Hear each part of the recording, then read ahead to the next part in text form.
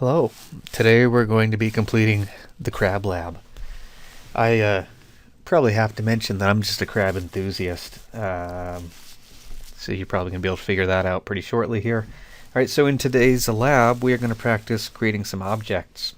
So, I didn't make an assignment for this because I'm not forcing you to do anything with objects. This is more about just getting familiar with the basic vocabulary and syntax for creating objects with basic functionality. We could do things differently than we're doing them. I'm trying to do things the simplest way we can, so I'm just going to kind of read through these instructions, paraphrase them here. So we're going to create a crab catching robot and some crabs. Each one of those is going to be an object. Crabs are pretty simple things. Crabs have a sex and they have a size. Size is between 3 and 8 inches. Sex is male or female. We will start writing the crab class. Eventually we're going to create the robot. And the robot, like other robots, has a specific functionality, and this robot is just going to catch crabs. It's going to measure them if they are 5.75 inches or wider and male, then it keeps them. All the rest get thrown back.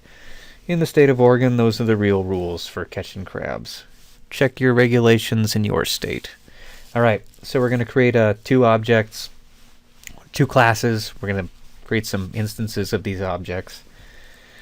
Alright, the crab, the crab catching robot, we're going to have the robot catch 20 crabs, but it doesn't matter. It could catch 10 or 50, as you can imagine. You can make it do what you need it to do. So the first thing you do when you're going to create some classes is you want to talk about the interface. In other words, what is the definition of the class going to look like? So the crab interface is going to have two properties. One is sex, one is width. So every crab has a sex, every crab has a width.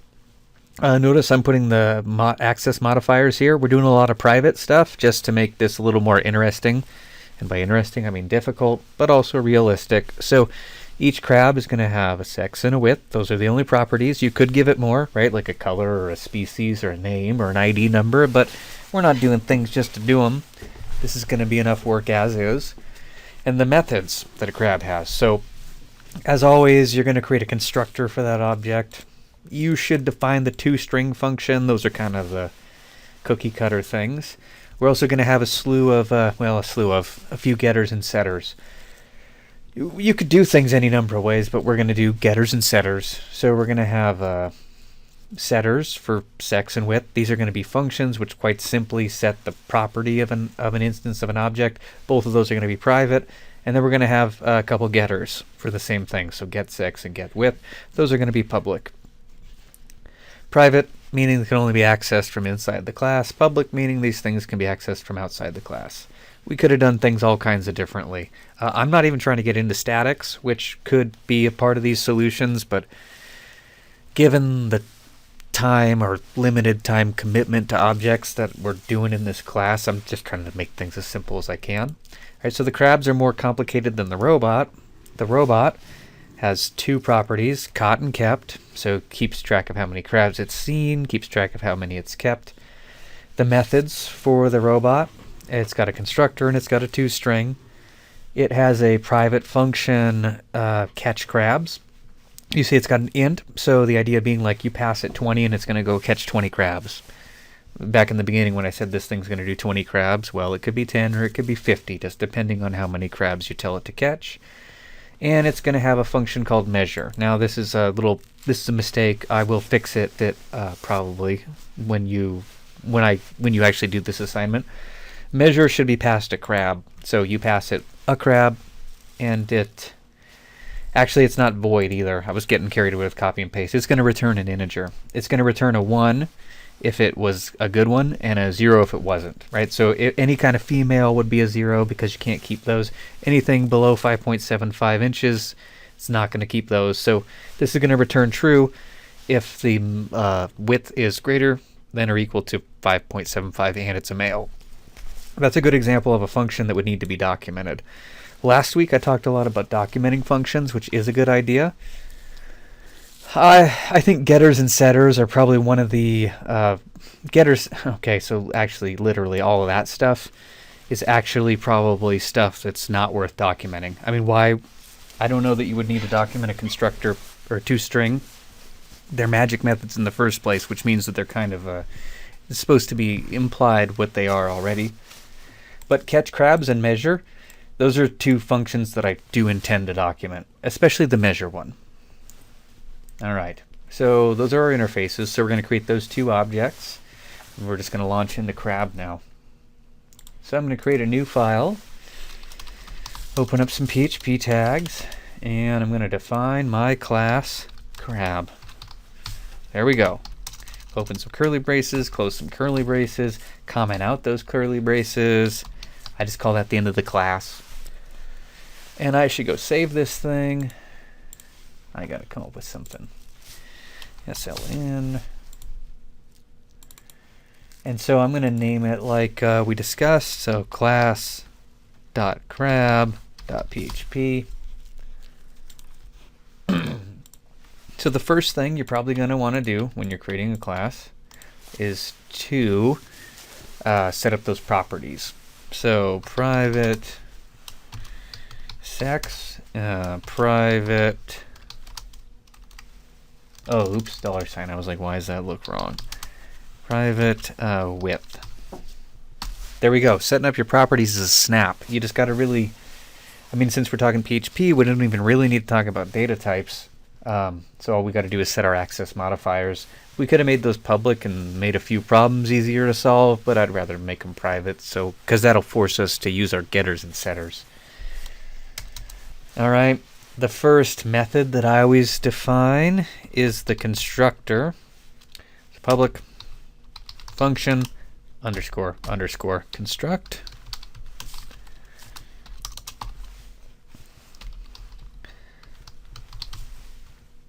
And so this is going to set up the sex and the width for each one of our crabs. And I said we were going to have like getters and setters for those, so it's kind of a weird deal at this point. It's a cart and horse thing. Like you can't do one without doing the other, but I'll shell it out just understanding that it's not going to work. So I'll say this, right? Because I don't know what crab is calling this. It could be Sebastian. I'll be honest with you, I don't know any other famous crabs other than Sebastian. I've asked that question in class before, and I always get some decent feedback, but I can never remember another famous crab. So for me, they're always called Sebastian, but that's actually completely irrelevant. So I'm going to say that the sex of this crab, we could assign it right here, but instead I'm going to call a SetSex function. And that's how I'm going to set up the width too. I have a really hard time spelling the word width, so if you see why like I pause in the middle every time, I do. Alright, so this isn't going to work right, because if you tried to run this, it's going to say what the heck is that and what the heck is that. So I'm inclined to go define those functions now. Actually, these could be documented. So let's go. Like I said, these are going to be private. You're not going to call them from outside the class. Private function, SetSex.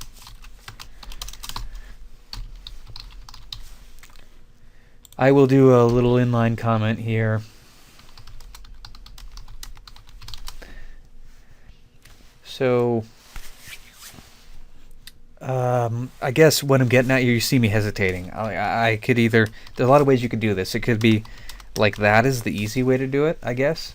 Or those could be more verbose, which I think would be fine. That's actually what I was leaning towards.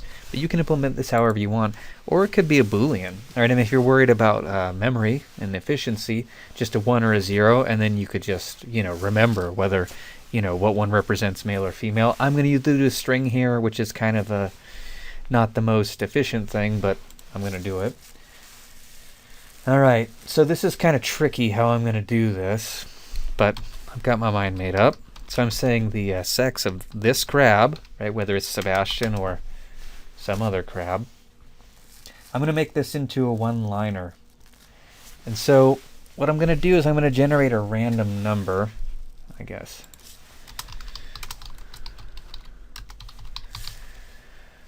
And if it's a 1, I'll call that a male. If it's a 0, I'll call that a female. Now, write that thing I just talked about with these strings, I could just return a 1 or a 0 and be efficient, more efficient in every way, but I just insist on doing things the difficult way. And by the difficult way, hey, let's use a ternary operator, right? So if it's 0, then 1. If it's 1, then the other thing. It's a simple if-else. I just taught you ternary operators, so I'm kind of going to shell it out for you. It's condition, question mark, we'll say male, colon, female. Something's super wrong there. There it is. So the thing we got to write is the condition. So this is the same as saying if random number is 0, then make it a male, otherwise make it a female. Something like that, right? It's an if-else. So if I'm going ternary, what I'm going to do is I'm going to generate a random number between 0 and 1. So the rand function in PHP generates an integer inclusive between the minimum and the maximum. So half the time this is going to give me a 0, half the time it's going to give me a 1. If that was a 5, it would generate 0, 1, 2, 3, 4, 5. It's inclusive. So I'm just telling you, if you generate a random integer between 0 and 1, half the time you should get a 0, half the time you should get a 1. If it's a 0, actually, so this thing's going to generate 1s and 0s. If this thing evaluates to true, then it's going to say it's a male. If this thing evaluates to false, it's going to be a female. Now, I could have written more readable code here by using an if-else, but I kind of just felt like, hey, let's do a ternary operator here. All right, so that should work. The problem here is I can't test this thing for a long time. And we also got to do the width. The width's going to be easier. So private function set width. Set width to a value between 3 and 8.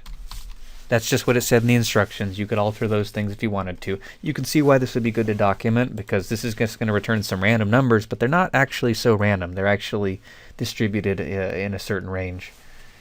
And so on this one will be a little easier. So this width equals, and let's just go straight to the random number part of things. So rand, it's kind of rand between 3 and 8, sort of. Now the problem with rand is that rand gives you whole numbers. So how the heck do you get a 3.5 out of that? Think about it for a second. I know I'd like to just sit here and make you wait through 5 minutes of a pause, but I'm not going to do that. All right, what you can do, if you want tenths, just multiply these things by 10 and then divide it by 10, like that. I'm going to wrap the whole thing in parentheses because it makes me nervous not having parentheses. So instead of between 3 and 8, I'm going to generate between 30 and 80, and then I'm going to divide it by 10, and that should give me a fractional value. We're not done yet. That's the problem with this. You see me just hesitating here, because I want to write a toString function so I can actually test this out. I guess I will. Public, because I hate to write this many lines of code, especially when it's something that you're not totally familiar with, and then test it later, but I think we're kind of stuck in that situation here. Underscore toString,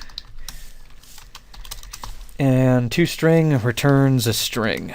So we'll just put a big string together. We'll say I shell it out with curly braces, and my width is curly braces period line break.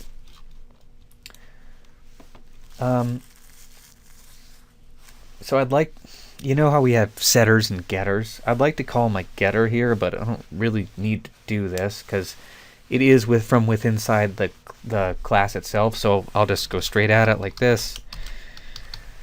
Right, so I am a, whatever the sex of this thing is.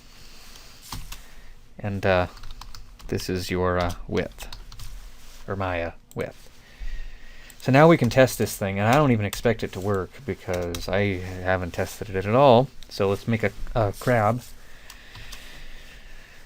Sebastian equals new crab. All right, so just explaining what's going on here. So I'm creating an instance of crab. It's called Sebastian. When you say new crab, you're calling the constructor, and so so this calls. All right, so when you create this, it creates an object of type crab, which has a sex and a width. When you say new, you're basically calling that function. That calls these two functions. And when you echo out a object, what you're doing is calling the toString function. So all these functions are getting used right now. So if any of them have any problems, we're about to learn about it firsthand. So let's see how this goes. I kind of hope it goes wrong, I guess. It's always fun to see things go wrong. Good, I guess. Undefined function SetSex. I have no idea what that means. That's on line 8. Oh, yeah, oops. It's this. So when you want to call a function which belongs to an instance, you're going to need to use that. Oh, actually, I kind of just wrote that wrong. This is not an assignment statement. The assignment happens inside of here, so I'll just do this. So notice it's not an assignment statement. It's just quite simply calling those functions. I don't know what I had before, but I see what I was doing wrong. So, right, these things are intended to set something up. What was my problem? Oh, I was trying to call it like if you want to call a function which belongs to a class, that's where you start getting into statics, and that's just not what we're doing here. So that seems like that works. Refresh this thing. Make sure you get varying results. You see how all I'm getting is females? That makes me feel like my sex was not being generated randomly, but it appears to be. So I'm encouraging you to mash a couple refreshes. All right, so we're actually going to need one more set of functions, and that's the gets, because we need to access the properties of these things from outside. So let's make those, and I said those were going to be public. Function get sex. This is going to be very simple. It's just going to be return this sex. So this is how you access a private property. Right? You just create a public access method to it. Public function get width. And all this does is return something. All right, and that at this point, this is our crab class. I don't think there's anything more to it. I could have used these get widths down in here, but I don't really need to because I can get straight at the property from here because it's within the same scope. Let me make sure nothing's busted here.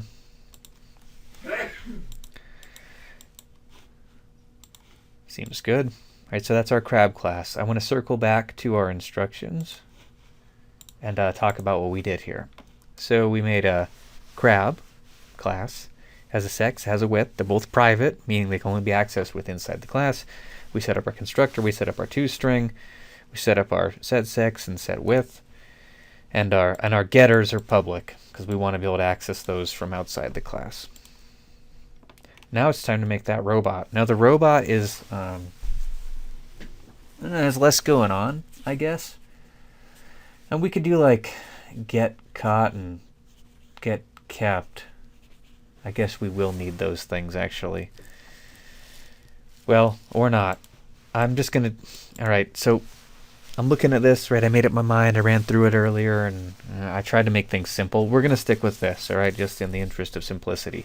I'm not gonna do any getters or setters for the robot. We'll just rely on the toString function to test it. All right. So new file, this is going to be another PHP file. And in this one, I'm going to have a require of that, I need access to that crab file. So I'll say class.crab.php. So I want access to crabs. And robot. So we'll create a class called robot. And then let's set the properties up for robot, and then we'll save it. So this is going to have a private caught, private kept, and at this point I'm going to save it so we can move forward. Class.robot.php. I'm going to run it. Not that I expect anything interesting to happen at all, but it's going to be kind of confusing because we started off just having and testing our crab. And so that's kind of a weird thing right there, because my robot didn't do anything. You know this. But I required that file. So I'm going to get rid of my crab one, because once I get my crab functioning as is, I don't really need to mess with that anymore. I just want to mess with the robot. And this message comes from what I have over here in the crab class. So you know this stuff that I had here simply for testing purposes in my crab, I'm going to get rid of that. I want to create my crabs in the robot, not inside of the crab. All right. So now on over to the robot. So this robot's constructor is not going to do anything very interesting, but we'll do it just the same.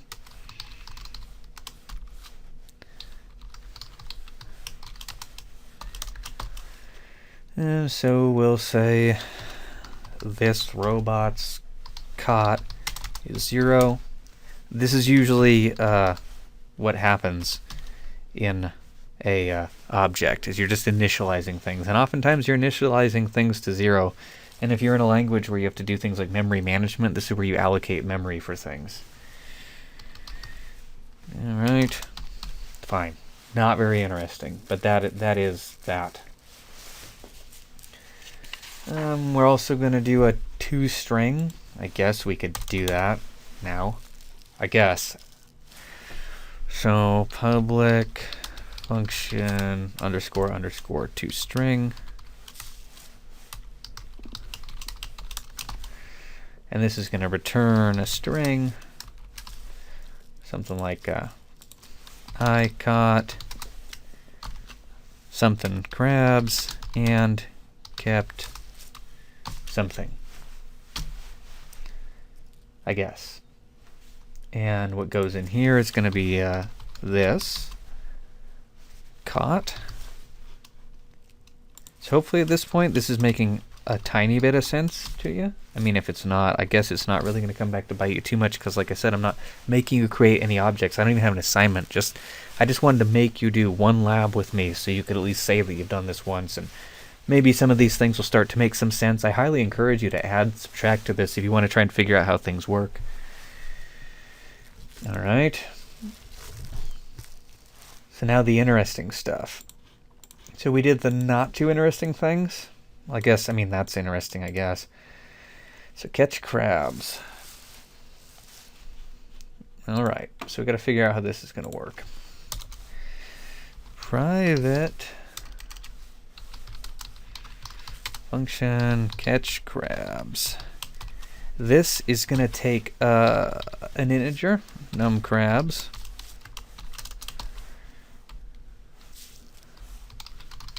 and I'm going to comment this one out a little bit. So create x crabs.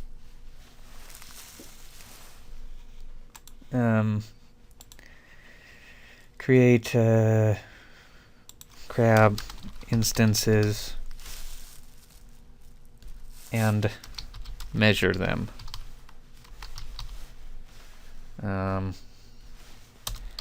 Param1 number of crabs.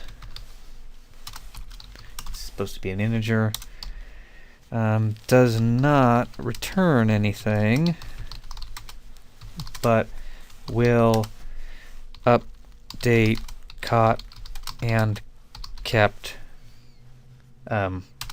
properties for crab.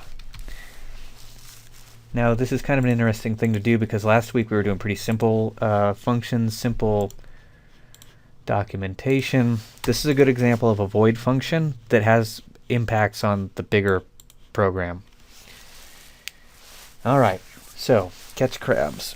So there's going to be some kind of a loop here, because we need to generate x crabs. I'm going to do that with a while loop. So while, so I equals 0, while I is less than num crabs. Comment out my while loop. I always try and increment my counter first because it's not fun to have infinite loops. So that right there is going to run x times. It might be 20 times. It depends on what the heck we're talking about. So for each iteration through the loop, what I'm going to do is create a crab. So I'll say crab equals new crab. Right, so this is just like my temporary crab, right? So each iteration through the loop, it's going to create a new crab, and then I need to, once I create that crab, I'm going to increment cot, so this, cot plus plus. So regardless of whether it's male, female, big, small, blue, green, it doesn't matter. I caught one, so I'm going to increment that value. And I guess I'm going to echo out a crab here. Now this is just purely stylistic, but in the end, let's say I generate 100 crabs and it says, you know, you caught 100 crabs and you caught 8. I don't know if that's right or wrong, but if we have an echo of the crab we just caught, then we can kind of review it with our eyes and audit our own work. So this is kind of unnecessary. In the instructions it says you should do the toString for each crab, so that's that. I don't know, it might make you happier to put it here. So catch a crab, so generate a crab, print out the crab's details, increment caught, and then the interesting thing is the kept part. So I will say this kept plus equals this measure, and I want to measure that crab.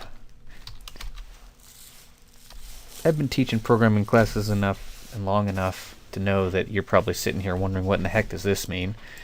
Well, there's a lot of ways we could have done things. So I'm saying whatever the value of kept is, and it starts off as 0. So first time through it's going to be 0. So we're going to say 0 plus equals, which means, so basically this measure function or method is going to return a 1 if you got a keeper, and it's going to return a 0 if you didn't. So kept is going to stay at 0 if it's not a keeper, and if measure does end up being a 1, then you're going to be adding 1.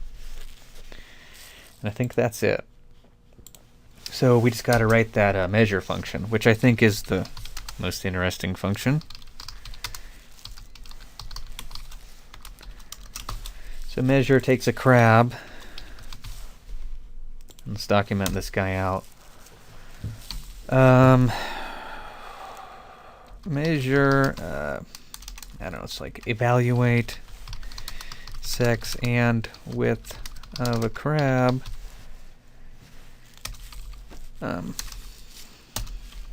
Return 1 if crab is male, and I don't know how to write. I don't want to write in words, but I'm greater than or equal to 5.75. Otherwise, return 0. That's my return value. Let me make a comment about the argument. Crab is I don't know. Crab. I don't know. Param1 is a crab. You see, I think it's a smart design decision to call that parameter crab because it hints at the idea that it is a crab. You have not seen, at least with me, a function that accepts an object. You know, normally I call those things like int or string. There I called it num crabs, right? Maybe I could call that int. I don't know. I thought that maybe in this instance that was the right call, but type hinting is good, and naming your parameters something that actually helps to define the value is helpful, like here. Alright, so function measure crab.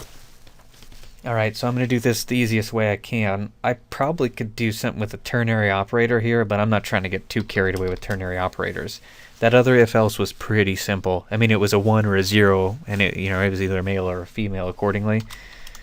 This one is going to have a compound condition, so I'm just going to write it out as an if. So if that crab, you notice I'm not saying this here, right? Because I'm not referring to the current instance of the robot. I'm talking about a parameter. So if crab, and let's let this blow up on us. X is equal to, oh gosh, did we write it like that? I think that's how we wrote it. And this won't go perfectly, but that's okay. This thing's gone too smoothly so far, which is not the best thing for learning, which is a weird thing to say. Oh, it's greater than or equal to 5.75. So if this is a male and it's as big as it needs to be, then I'm going to return a 1. And so you see how this works now? So kept, we do a plus equals, which means value that it is, plus whatever this thing returns. So if it's a keeper, we're going to return 1. Else, we're going to return 0. Now here's the thing about returning 0. You don't need to return 0. If you don't have anything, it's going to return 0. So the way that this is structured is if this evaluates to true, we're going to return 1. Otherwise, you reach the end of the function, and it's going to return 0 anyways. I forgot to name my curly braces. I think I did that. Well, I didn't do it everywhere. I did a bad job of it. So you can do, I think the best way to do is say what the function is named when you're closing these off, but if you're in a pinch, you can do that as well. I think this will work. Let's test it out. So my robot's always called Rob. That's just a given. All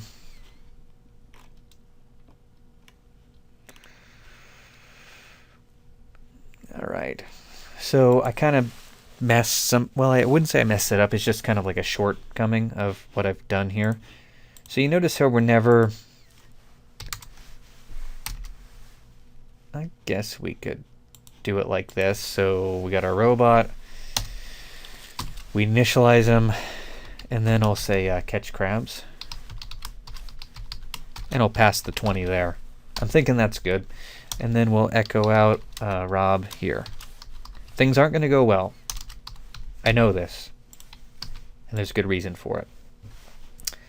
I mean, I hope they don't go really bad, but I think I know what's going to happen here. So I reload this thing and uncaught error, called a private method robot catch crabs. This is line 46. Oh, okay, I didn't even mean to do that. Good one. Okay, I remember why I did this now. So it says I can't call catch crabs because catch crabs is private. So how I'm going to do that is, you know, this constructor kind of doesn't really do anything. Well, now it will. Now it's going to call catch crabs. Now, I'm getting rid of that. Now the problem is, catch crabs needs a number. This is not set up for a number. I'll pass it int, and now this constructor needs an int. Right, so the int represents num crabs. Create x crabs, measure, yeah, and param1 crap. Param1 is a number of crabs.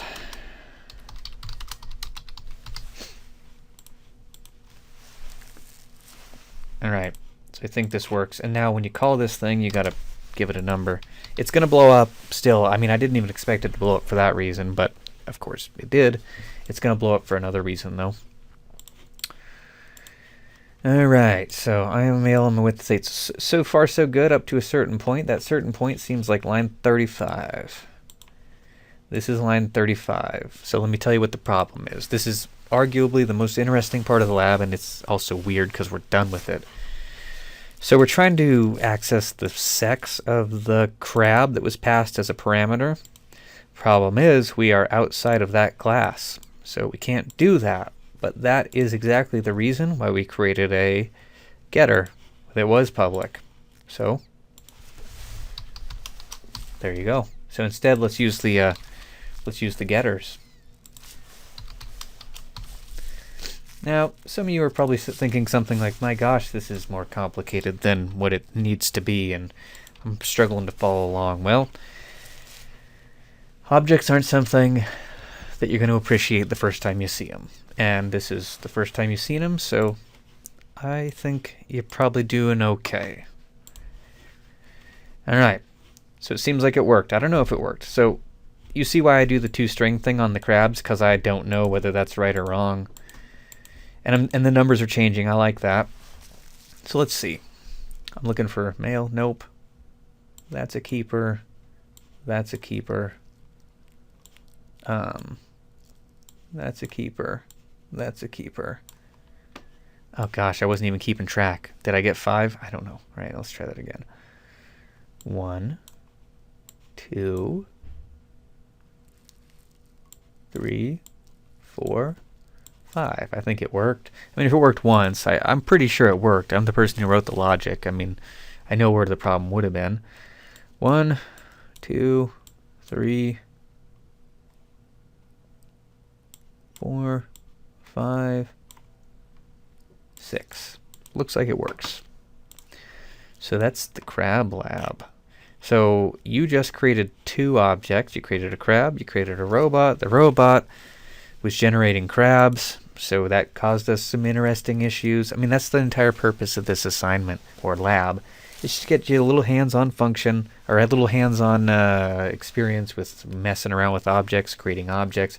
I don't expect that you'd go out and write a big object-oriented program at this point, but it is pretty common that you might run into objects. So maybe a part of your project that you're working on might use objects, and now you understand that syntax a little bit better. There's also a world of statics, which we're not getting into. I really wanted to get into statics, and we could have used them here, but trust me when I say that statics make things probably twice as complicated. So we're not getting into those. You don't know everything about objects, but you know enough to have a basic conversation about them now. So what you're going to submit for this is just zip these up, submit them, and I am not going to have you create any more objects for the rest of the course, but hopefully this puts some things into context for you. I want to review this one more time. So if you're creating objects, the first thing you want to do is come up with the interface. So what properties they have, what methods do you want to give them? Oftentimes these methods evolve as you're going through, right? Like you can see that happen in here. So measure should have actually accepted a crab. Construct should have actually accepted an int. So you sit here and you kind of diagram out what the class is supposed to look like, but then when you get into it and start using them, you usually realize that you need 10 more functions or methods, or maybe a few more properties, and so you kind of got to see a little bit of that today, even for something that I thought was a polished example. So that concludes the Crab Lab. Thanks for watching.